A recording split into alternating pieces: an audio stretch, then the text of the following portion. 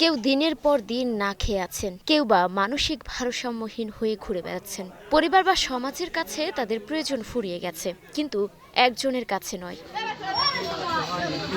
কুড়িগ্রামের উলিপুরের এই ছোট দোকান, স্থানীয় বাজারের এই হোটেলটি সবার কাছে পরিচিত পাগলা হোটেল নামে। হোটেলটির মালিক রঞ্জু মিয়া। মানসিক ভারসাম্যহীন ও অসহায় মানুষদের আশ্রয় হয়ে উঠেছে এই হোটেল। প্রতি শুক্রবার এই হোটেলে তারা বিনামূল্যে খাবার পান। টাকা পয়সা লাগে না, আলহামদুলিল্লাহ। সেই লোকটা ভালো ব্যবহার করে, ভালো আচরণ করে, ভালোবাসে, ফ্রি খাওয়ায় ইনশাল্লাহ। প্রতি শুক্রবারে খোয়ায়, টাকা পয়সা লাগে না, বিলও নেয় না, বিলও চায় না। সপ্তাহে একদিন খোয়ায় এবং খাওয়া দাওয়া খুব ভালো হয়। এখানে কোন টাকা পয়সা লাগে না, আমার খুব ভালো লাগে।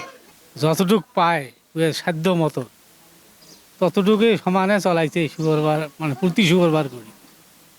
গরিব মিসকিন মানে কানা খরা ভেঙড়িয়ে এগুলি খোয়াইছি।